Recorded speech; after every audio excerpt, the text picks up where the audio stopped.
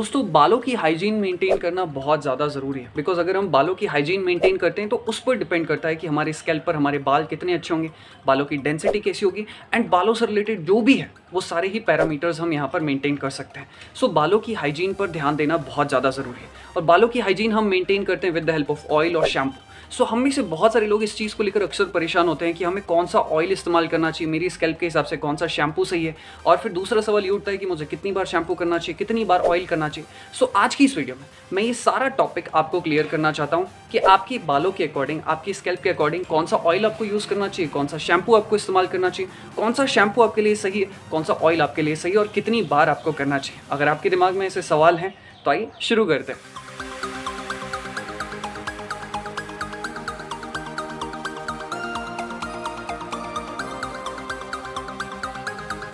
सबसे पहले हम बात करते हैं कि आपको किस तरीके का शैम्पू इस्तेमाल करना चाहिए। शैम्पू इस्तेमाल करने से पहले या शैम्पू खरीदने से पहले आपको 2-3 चीज़ों का ध्यान रखना चाहिए। सबसे पहले आप ऐसा शैम्पू चूज़ करें जो हर्बल हो, ना कि केमिकल बेस्ड हो। स्पेशली आपको ये ध्यान रखना है कि जब आप शैम्पू चूज़ कर रहे हैं तो उसमें कोई भी केमिकल्स नहीं होने चाहिए। केमिकल से मेरा मतलब है जैसे कि सल्फेट्स या सल्फेट्स के डेरिवेटिव्स होते हैं, वो आपको चेक करना है कि उसमें सल्फेट नहीं होना चाहिए। दूसरा, आपको ध्यान रखना है कि उसमें मिनरल्स ऑयल का इस्तेमाल ना हो।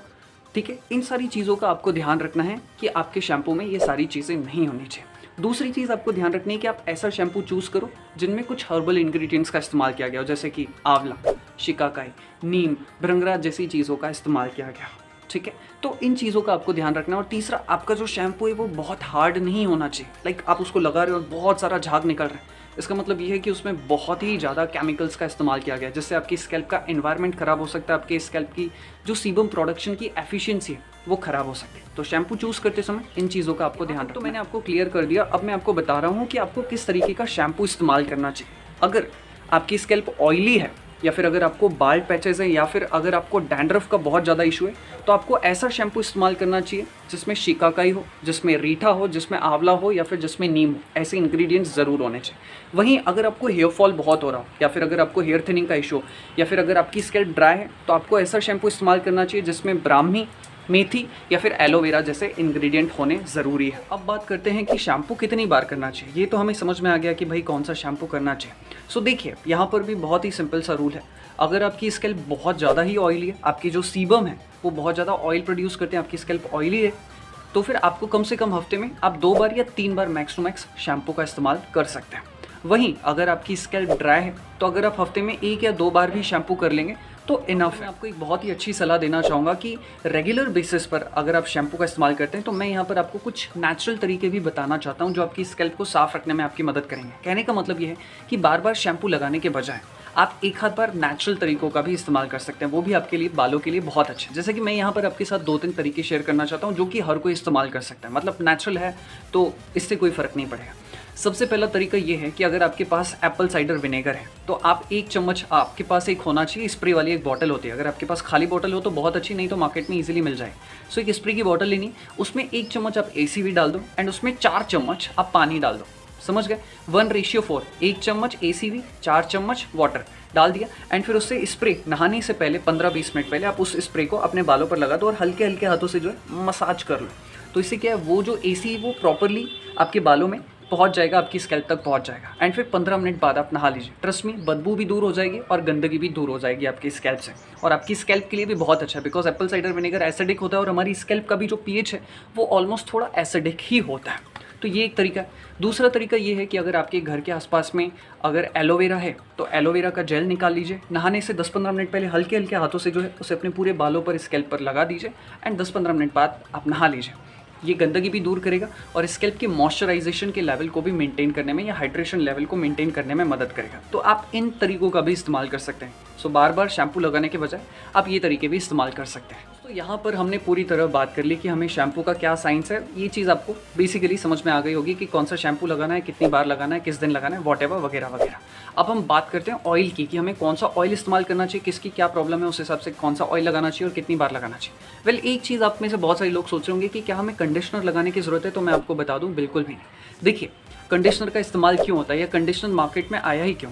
बेसिकली बहुत सारी कंपनियां जो केमिकल बेस्ड शैम्पू बनाती थी तो उससे क्या होता था कि स्कैल्प बहुत ज़्यादा ड्राई हो जाती थी, बिकॉज उसमें बहुत सारे केमिकल्स, फिर उससे बहुत सारा झाग और पूरी स्कैल्प का जो तेल है वो तहस नहस हो जाता था। तो इसी चीज़ को ध्यान में रखकर इन्हीं कंपनियों ने एक और प्रोडक्ट लॉन्च कर दिया कि भाई स्कैल्प ड्राई हो गई, चलो अब नहाने के बाद आप कंडीशनर लगा लो, तो इससे बैलेंस हो जाएगा।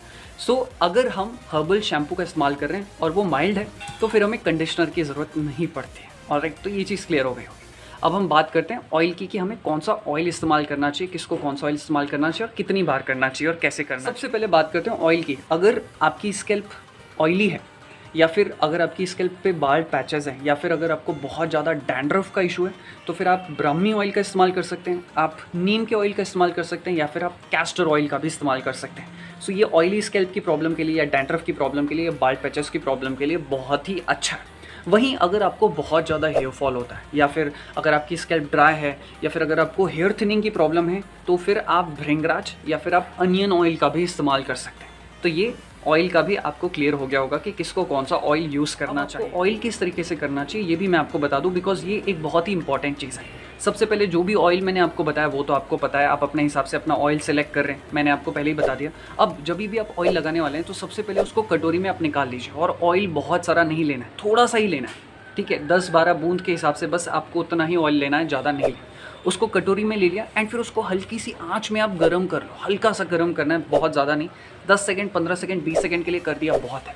फिर उस ऑयल को थोड़ा सा जो है थोड़ा सा ठंडा होने के बाद आप अपनी हथेलियों पर ले लीजिए, उसे हथेलियों में प्रॉपरली फैला दीजिए, मूवमेंट कीजिए इस तरीके से। एंड सबसे पहले आपको आपकी क्राउन वाले हिस्से में, यानी कि ये जो सबसे ऊपर वाला हिस्सा, यहाँ पर आपको जो है ऑयलिंग करनी है।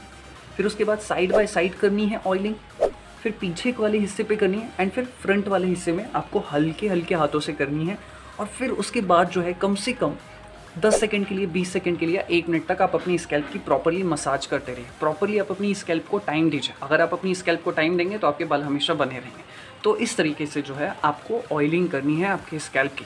और याद रखिए कम से कम जो स्कैल्प पे ऑयल लगा है वो कम से कम 4 से 5 घंटे के लिए मिनिमम होना चाहिए, मिनिमम 4 से 5 घंटे। ऐसा ना हो कि आपने ऑयल लगाया और फिर जाकर धो दिया।